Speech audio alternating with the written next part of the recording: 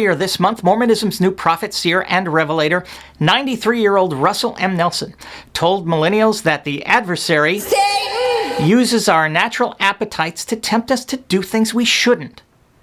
Wait, what? Seriously? Satan does things like that? That doesn't seem fair at all. What a meanie. Yep, according to Russ, quote, he tempts us to eat things we should not eat, to drink things we should not drink, and to love as we should not love. Motherfucker! Is there anything more arrogant and or presumptuous than a person who claims to speak for God? Is there anyone more able to damage his or her fellow human beings without actually physically harming them? In March 2018, I'll be celebrating my 25th year of being liberated from this destructive organization, the Mormon Church. I wasn't told not to love someone I loved, someone I was naturally attracted to, because I'm a heterosexual. No, seriously, really, I am. Instead, I was told what every Mormon is told. Beware the adversary who will use your natural curiosity to make you think. While all religions seem hell-bent on scaring the shit out of their parishioners, Mormonism may be the all-time gold medal winner in this category. If you've never been a Mormon, you probably don't realize just how much there is to fear.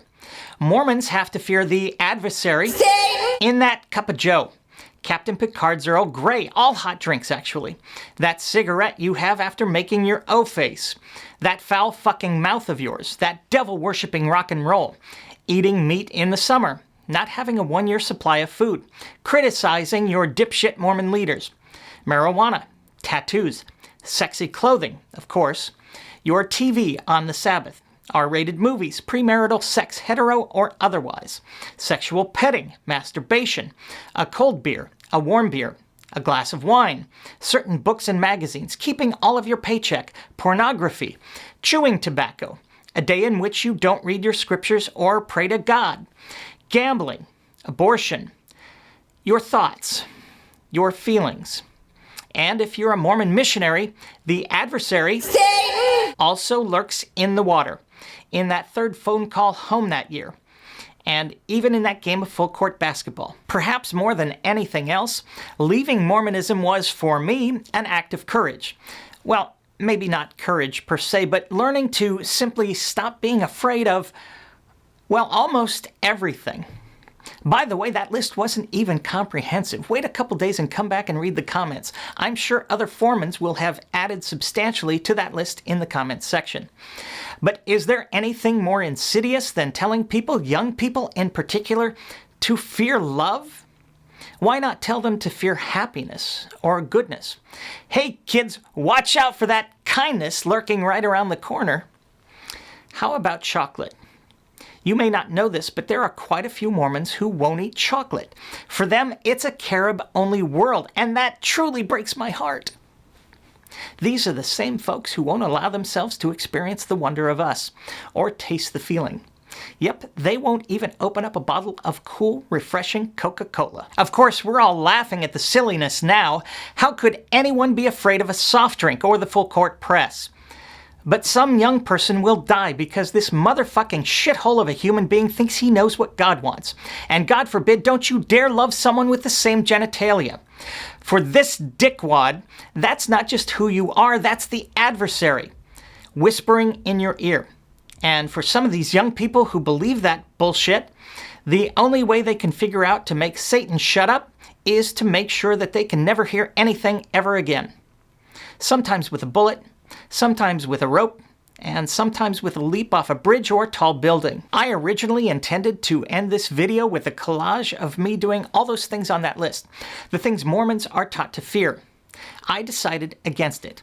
And not because I couldn't get anyone to have tastefully shot, no nudity, premarital, heterosexual sex with me on camera, please. I changed the ending because that would be kind of funny. And this is anything but. This man is hell-bent on making young gay men and women feel bad about who they are and who they're naturally attracted to. That's not funny at all. That's despicable. And I really want to say to Russ what I've said to the Pope several times now.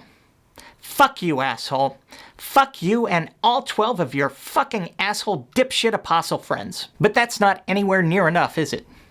My contempt for Russ and his buddies doesn't even come close to matching the compassion and concern I have for the young Mormon men and women who will hear this asshole's words and begin a journey of self-loathing ending Darwin knows where.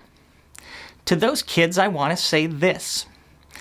There is nothing wrong with you. Nothing at all. But there's a lot wrong with Russ and his buddies and those who follow him. So if your church won't love you for who you are, if your family or friends won't love you the way you are, know this. There are entire communities of really good people out here who will love you more than you have ever imagined. People for whom you will become family, and who in turn will become your family. You will not go unloved, and there is nothing you need to be afraid of, except a religion that tells you to be afraid of love, and tattoos, and all of my favorite contact sports. You are fine just the way you are. And if anyone should fear the adversary, it's these assholes who have clearly forgotten what their own scriptures make plain. God is love. Or so we're told.